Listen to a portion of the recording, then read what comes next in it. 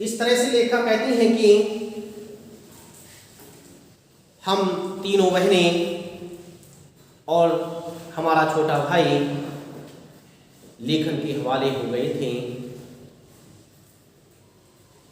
Leak से खिसके अपने पूर्वजों में माँ और नानी ही रही होती तो गनीमत रहती, पर अपनी एक परदादी भी थी जिन्हें करतार से बाहर, यानी कि जो कतार थी, लाइन थी, कतार कहते हैं लाइन के लिए, तो उस कतार से बाहर चलने का शौक हुआ करता था। वह लीक में नहीं चला करती थी, लीक से हटकर के चला करती थी, कतार से बाहर उन्हें चलने का शौक था। उन्होंने व्रत ले रखा था कि अगर खुदा के फजल से, फजल शब्द का अर्थ होता है अनुग्रह, खुदा के अनुग्रह से उनके पास कभी 2 से ज़्यादा धोतियाँ हो जाएंगी तो वे तीसरी दान कर देंगी। जैन समाज में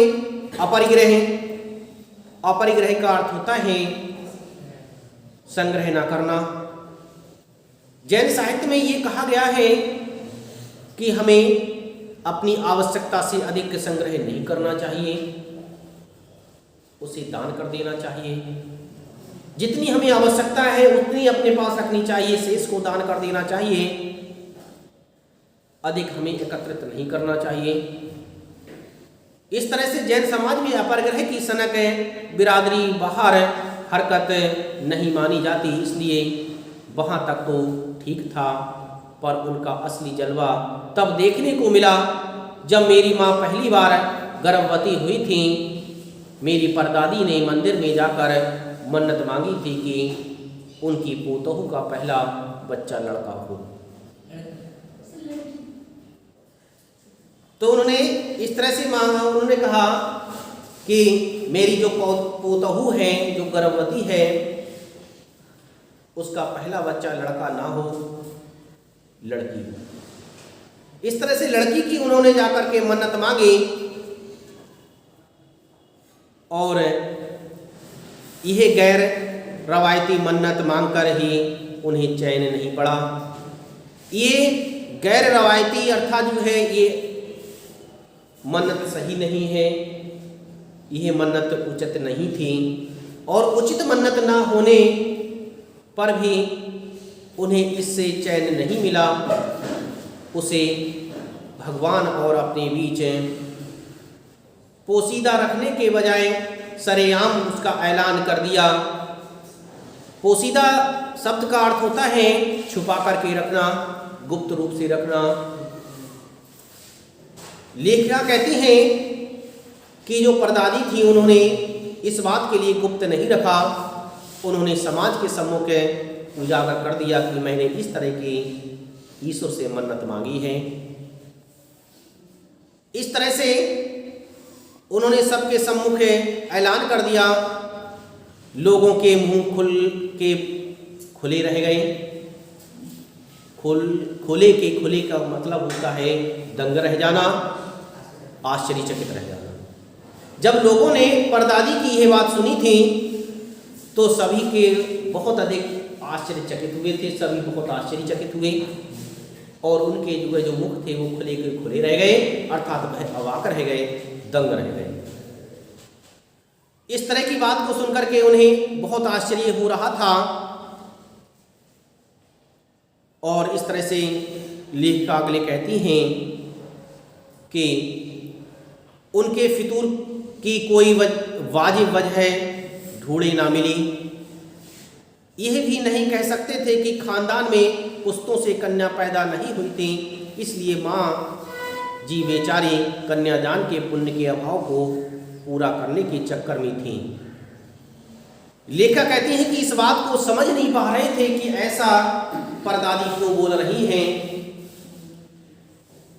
ये भी वजह नहीं कि कोई इनके खानदान में, इनके परिवार में कोई लड़की ना हो जिससे उन्हें कन्यादान करने का मौका ना मिला हो। और जिसकी वजह से उन्होंने ये ईश्वर से मांगा हो कि मेरी पोतहु कि जो भी जन्म हो वह लड़की हो। तो इस तरह से उनके ईश्वर से इस तरह की मन्नत की कोई वजह प्राप्त नहीं हो पा रही थी। खैर, लेखिका कहती हैं कि पिताजी की ही नहीं दादाजी की भी बहनें मौजूद थीं। ऐसा नहीं कि कोई घर में लड़की ना हो। पिताजी की ही नहीं बल्कि दादाजी की भी बहनें मौजूद थीं, अर्थात उनकी बहनें भी थीं। इस तरह से परिवार में लड़कियां भी थीं। हाँ, पहला बच्चा हर बहू का बेटा होता रहा था। खैर, माँ जी ने अपनी तरफ से कोई सफाई नहीं दी, बल्कि बदस्तूर का अर्थ होता है नियम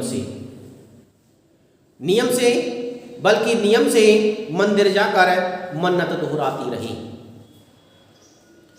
इन्हीं लेखिका कहती हैं कि जो मन्नत थी उस मन्नत को वह नियम से मंदिर जाती थी और नियम से उस मन्नत को दोहराती थी। पूरा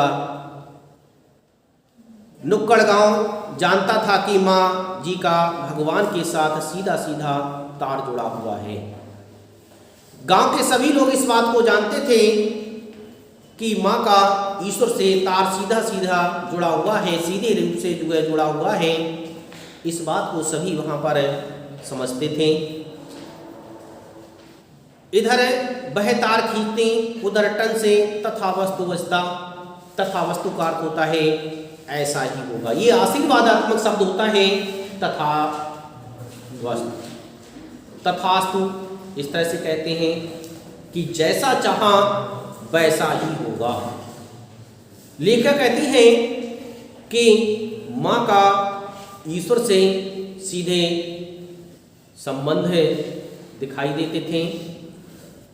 जैसे ही वो मन्नत रूपी घंटी को बजाती थी, वैसे ही ईश्वर ऐसा लगता था कि जैसे तथास्तु कह देता हो, उन्हें इस बात के लिए कह देता हो कि ठीक है, जैसा आपने चाहा है वैसा ही होगा। तो तथास्तु वहाँ से हुआ। मेरी दादी तो पहली मर्तबा ही तैयार हो गई थी कि गोद में खेलेंगी तो पोती। कहते हैं कि मेरी जो दादी थी वो पहली बार में ही इस बात से तैयार हो गई थी, इस बात को जानती थी और इस बात को मानती भी थी। इस बात की इच्छा भी करती थी कि यदि मेरी गोदी में पहला बच्चा खेलेगा तो वो होगी पोती। पर माँ जी की आरज़ू किस कदर रंग लाएगी उसका उन्हें भी गुमान ना रहा होगा। परंतु माँ की जो आरज़ू थी, आरज़ू का अर्थ होता है इच्छा। माँ की जो इच्छा थी, माँ की जो अभिलाषा थी, वो इस तरह से रंग लाएगी, यह उन्हें भी अंदाजा नहीं था, उन्हें भी पता नहीं था कि हम जो इच्छा कर रहे हैं वही इच्छा क्या हमारी वहू कर रही है या नहीं। माँ की इच्छा अलग थी, दादी की इच्छा अलग थी। परंतु लेखिका कहती हैं कि माँ जी की आरज़ू, माँ जी की ईश्वर के प्रति भक्ति, ईश्वर से मांगी हुई वस्तु, माँ जी की इच्छा इस कदर रंग लाएगी, ये उन्हें भी पता नहीं था। इस तरह से जो दादी थी उन्हें इस बात का अनुभव नहीं था कि माँ की जो है ईश्वर के प्रति भक्ति किस तरह से रंग लाएगी, इसका उन्हें भी अंदाजा नहीं था।